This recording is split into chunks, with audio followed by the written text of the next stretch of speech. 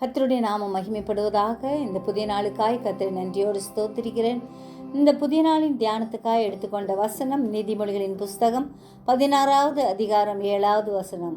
ஒருவனுடைய வழிகள் கர்த்தருக்கு பிரியமாயிருந்தால் அவனுடைய சத்துருக்களும் அவனோட சமாதானமாகும்படி செய்வார். சமாதானத்தின் தேவன் நம்முடைய தேவனாயிருக்கிறார். அவர் நம் வழிகளை அவருடைய கரத்தில் ஒப்பு கொடுக்கும்போது நம் பாதையை செவ்வை பண்ணி நேர்வழியாய் நம்மை நடத்தி செல்கிற தேவன். நானே வழியும் சத்தியமும் ஜீவனுமாய் இருக்கிறேன் என்று சொன்ன ஆண்டவரை இறுக பற்றி கொள்ளுவோம்.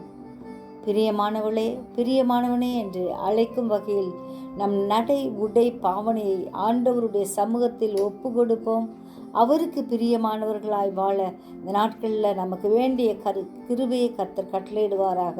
நம் தலையை எண்ணெயால் அபிஷேகம் பண்ணுகிற ஆண்டவர் சத்துருக்களையும் நேசித்து நம் ஜீவ பாதையில் நடக்க கிருபை செய்வார். ஜெபிப்போமா. ஜீவிக்கிறதான் நல்ல இயேசுவே, இந்த அருமையான நாளுக்காக நன்றியோடு ஸ்தோத்திரிக்கிறோம் ஐயா. எங்களுடைய வழிகளை ஸ்திரப்படுத்துகிற தேவன் ஐயா. நானே வழியும் சத்தியமும் ஜீவனுமாய் இருக்கிறேன் என்று சொன்ன தேவன் உடைய ஜீவ பாதையில் எங்களை நடத்துகிறபடியால் நன்றியோடு ஸ்தோத்திரிக்கிறோம் ஐயா. சத்துருக்களையும் நேசிக்க அவர்களோடு கூட சமாதானமாய் இருக்க கிருபை செய்கிற தேவன் ஆண்டவரே, உம்முடைய சமாதானம் உலகம் தரக்கூடாத சமாதானமாக இருக்கிறபடியால் ஸ்தோத்திரிக்கிறோம்.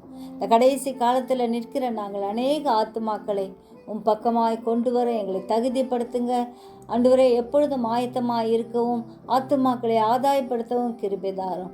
எங்களை சுற்றி இருக்கும் ஒவ்வொருவரையும் ஆசீர்வதிங்க. ஒவ்வொரு குடும்பத்திலும் உம்முடைய ஆசீர்வாதம் தங்கும்படியாய் ஜெபிக்கிறோம். தூரத்திலும் சமீபத்திலும் இருக்கும் உம்முடைய பிள்ளைகளை பாதுகாத்துக்குங்க.